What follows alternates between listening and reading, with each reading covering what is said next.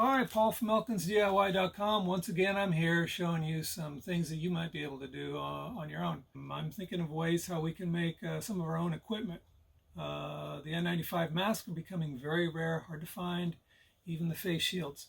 In case you or your spouse gets sick, one of you may have to take care of the other. So here's a mask that you can make if you've got cottage cheese container, and if you drink pop. How about a 2-liter pop bottle? There's your face shield. So here's my mask. Very simple. I drilled a bunch of holes in there. On the one we're going to make today, I'm just going to make one big hole. I wrapped this with about 3 layers of electrical vinyl tape. I have 2 rubber bands that hold to my face, 2 rubber bands that hold the paper filter on the outside. And this is airtight. Here's the mask. I did this while looking in the mirror to figure out the profile of this mask so it could fit nice and tight. Then I take these and I tuck them inside the rubber band, and that presses it up against my face. But I've got the weather sealing touch my face, not this plastic. There you go. And now you've got a real tight seal around your eyes. There's no condensation that's going to be getting up in here. All that's coming out here. When you're done doing your chores in the room, take this guy off, hang it up like so. You don't have to touch this in case it's infected. You can let the condensation inside dry out. You could bleach it. It's just plastic. You can pop that off and replace the filter if you want. Pretty cool. Let's make one of these. Here's some of the other extra tools you're going to need. Black vinyl tape, a couple rubber bands, scissors, penknife is nice, and a lighter to light your candle. Little weather strip here is what I use to seal my face mask, and the shop towels as a filter. This is not the best product to use. It's a wood pulp product, but it's what I have on hand. Here's quotes from one study on the internet. They wanted a material they could buy as easily as cotton, but to balance filtration with breathability. They discovered that HEPA vacuum cleaner bags, for instance, had great filtration but were too suffocating to wear. The ideal material turned out to be stretchy blue shop towels made from polyester hydro knit.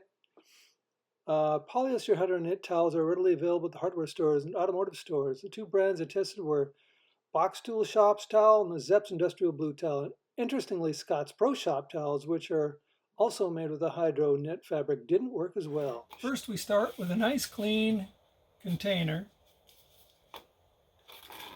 I like to use a candle. We're just going to pinch it right in here. Try not to burn your fingers. Here, I feel it now. It's starting to finally, there it is. Don't be in a hurry. Take your time doing this. I recommend not trying to form this around your nose bridge while it's hot. You'll burn yourself. You see about the shape that you want? Stop and just hold it.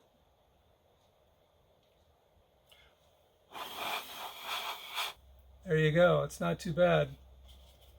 I think once we put the nose piece on there, that'll pinch that in, and it'll fit just nice.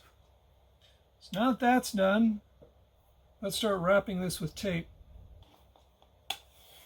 I put about 3 layers on this guy on my first one, and that worked out pretty good.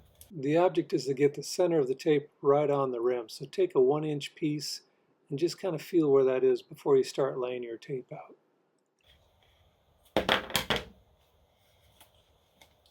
Now you're going to want to tuck this in very carefully. There we go. What we have here is a 3.5-inch piece of electrical wire.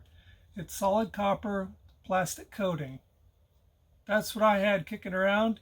You might be able to use something else.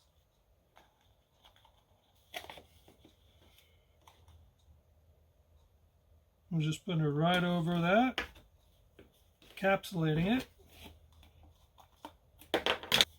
I'll do one more time.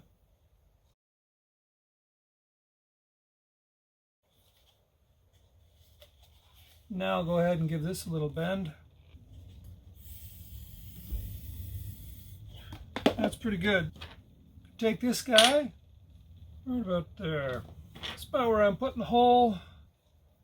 I don't want a big hole at all, just a little sliver.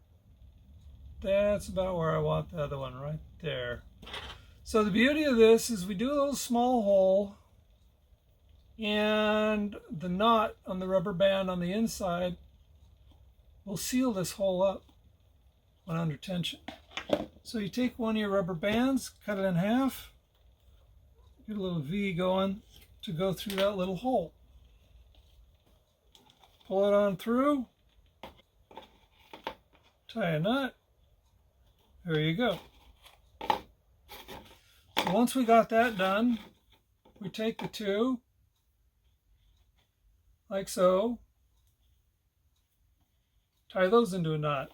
And you just roll the knot around, try it on a few times.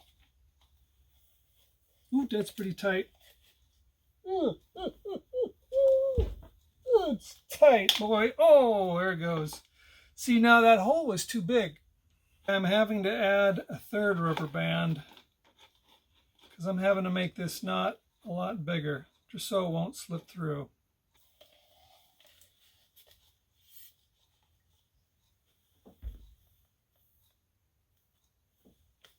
I think that'll work. It's not too tight. Now for the hole.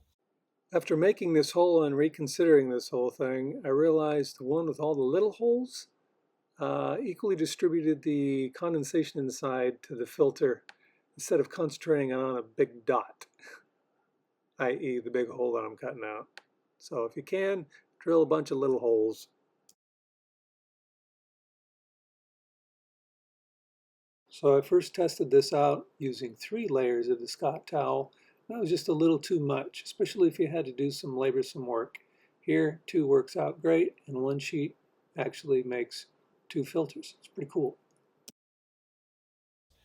Now you can take your scissors, trim this guy up some, just so you don't have these little frays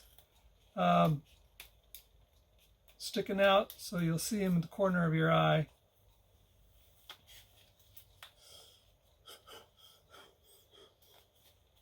So there you are, a DIY mask that you can make with one of these little containers. Mine came from cottage cheese. They have margarine and sour cream and other items. You can even use the larger yogurt containers too. Here's a sour cream container. Wouldn't that be a perfect size for a little youngster? If you've got to take your kid to the store with you, if you can't find a babysitter, maybe you'll have to make one for them.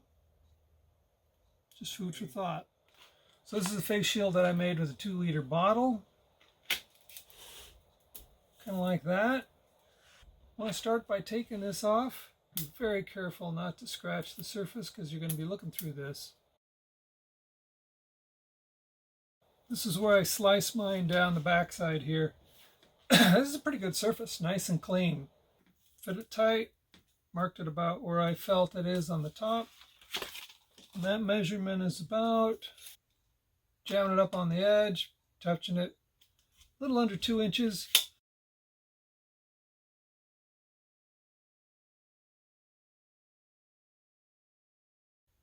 I'm looking across this surface here to match that line right there.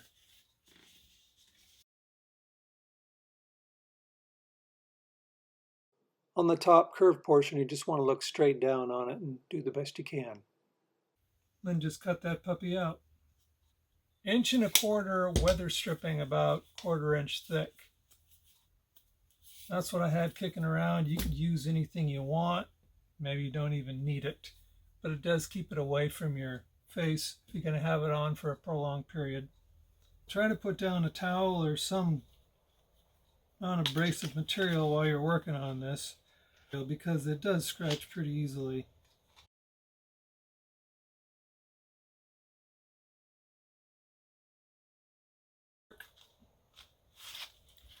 So there you have it. Go ahead and make yourself one. Thanks for watching, everybody. Be safe, and I hope you're all well. Take it easy. Bye-bye.